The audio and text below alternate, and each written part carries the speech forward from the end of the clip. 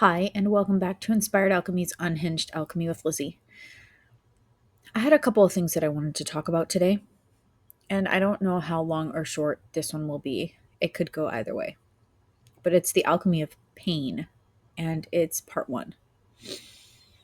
So, so this week I had a polyvagal session, and in my session, we're both really big on music, and in my session, he played Billy Joel. And well, it was before Billy Joel was playing, and he played a song called Vienna. And I started going into this, like how when I was growing up, Billy Joel was always played on the radio. My mom always played him every chance she could. She was obsessed. Uh, I don't speak to my mom, and it was a really hard decision for me to make. But in order for me to heal, in order for me to be the mother that I knew my daughter deserved, I had to go down my own path.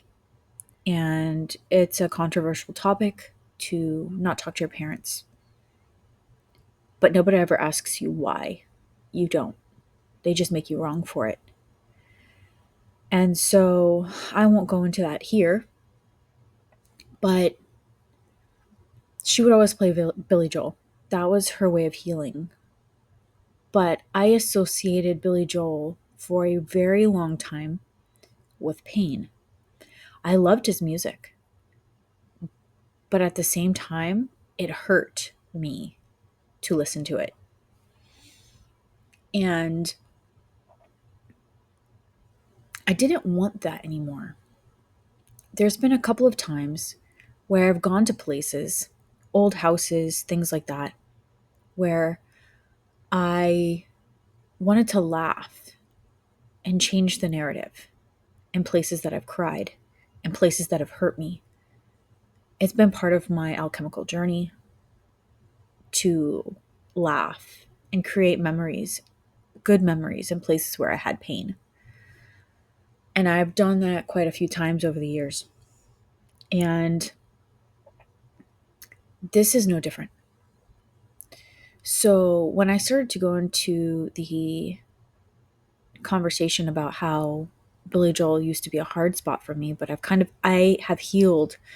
I can listen to him now. And that wasn't only until recently that I could do that without having a little twinge or cringe or whatever it was that I was feeling within my body. And I believe that that's because I've been working on my nervous system. And I am surrendering to what is, and I'm allowing those things to be removed because I don't need them anymore. I don't I don't need that pain. And now I'm creating new memories. So when I explained why I liked Billy Joel but I didn't listen to him often, my practitioner was like, "You want me to change it?" And intuitively, I was like, "No. I need this. I need to hear this playing in the background." Because it's a whole thing. It's like, what kind of music you want to listen to today? And the last couple of times I'm like, please, no binaural beats, no frequency music. So normally it's either music on the frequency that needs to be played or like, because I'm huge into music, music is a big part of my soul. So we left on Billy, and it was the most healing session I've ever had. And this is very vulnerable for me to talk about, but it was. I was able to surrender to the depths of what is. And when people talk about a softness, oh, soften your heart space, soften this, soften that, it's just like the word surrender. It becomes this point of frustration because no matter how hard you try, you can't. And you can't grasp the understanding of what it really means to surrender or what it really means to soften.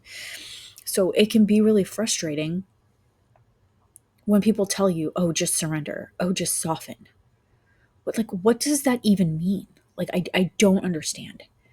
And it wasn't until I started doing this work that has been extremely life changing. And I hold so much gratitude for this path that been able to understand what full surrender is. And I know that I can go deeper. What full softness is. I haven't fully softened, but in the better terminology would be I'm starting to understand what it means to soften. I still have some rough spots and rough edges. I'm fully aware. But to fully soften, to allow yourself to be seen in places where you once held shame. And I'm hoping I don't get emotional on this. But to be able to hold yourself in places and allow yourself to be seen, heard, and felt in places that you felt shame is huge. And Billy allowed his music allowed me to fully surrender and soften in places that I had once held so much fear, so much hatred for myself, so much shame, so much pain from my past, so much pain from thinking that I was always too much, or what would people think of me, or I couldn't use my voice, or whatever it was going to be. There was shame, there was pain, and a lot of that stuff I associated with, unfortunately, a good musician and good music because of how I grew up. And because music is so important to me, it is my soul. So being able to take songs and listen to songs when I'm resetting my nervous system that were once painful for me to now they created this softness within me. I can't explain to you how beautiful that feels and how much freedom sits in that. If you allow yourself to sit in the discomfort of knowing that there's going to be a shift,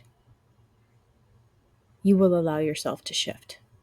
Before my session, I had my intentions. I didn't have any expectations, but I had intentions that I was going to let go, that I was going to allow myself to be seen no matter how messy it may have gotten. And by doing that, I allowed myself to heal a huge part of things that I didn't even know needed to be healed.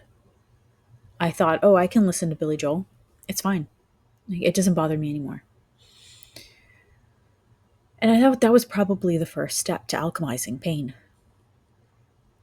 And then what used to cause chaos in my nervous system, I was able to change the narrative. I was able to shift that to softness and gratitude and rest and happiness and authenticity. And I walked through my day, the day after, feeling different because I knew I had shifted something. They tell you to go cry in the places, or they tell you to go to the places that you've cried and laugh and create new memories. And I'm realizing that you can really do that with anything. You can do it with music. You can do it with places. You can do it with memories. You just have to be willing to say yes to yourself and to figure out what surrender means to you, to figure out what softening means to you. Because inside me, it feels softer. And it shifted because I followed my intuition and I sat in gratitude and I followed what I knew I needed. And so there is a song called Vienna, or titled Vienna, by Billy Joel. And that was this first song that was playing. It was a whole list of things that played by him. But my friend told me about Vienna. And today, a couple days later, after my session, I'm listening to it and it's shifting my perspective yet again. And I am alchemizing pain again. And I'm allowing myself to move through it. I'm allowing myself that space. Instead of doing everything that I think that I need to do or that I should be doing, I'm doing what I feel called to do today. And I'm trying to give myself grace in that period of time. You don't have to go fast. None of this is fast work. None of this is a quick fix. It takes time, it takes steps. And this won't be the only episode I do on alchemizing pain. But when you're alchemizing pain, you're also alchemizing your shadow. You're allowing yourself to feel loved in the places where you didn't before. You're allowing yourself to be seen in places that you didn't allow people to touch before. Or be seen in places that you didn't allow people to see. And while it feels vulnerable and scary, it's also very beautiful. And I'm no stranger to doing things scared. And as I alchemize these things, I'm creating space not just within myself, but I'm allowing my daughter to see me go through these things. And even though she might not know what I'm going through, which I try to be open with her as much as I can on a age appropriate level, obviously. Sorry for the sniffle. But our kids like to hold a lot of things for us. They don't even realize they're doing it. But when we allow ourselves to alchemize our own pain and our own fears, we make space for them. And I'm seeing that within her. And I thought that that was important to share here, especially for the parents. It's possible. It's not going to always be pretty. It's not always love and light. It's going to be messy. You might ugly cry. That's almost to be expected. You may start laughing. There are other ways of somatic release and emotional release and things like that. Move your body. Do what feels right. Allow yourself to feel. And go take a listen to the Billy Joel song, Vienna.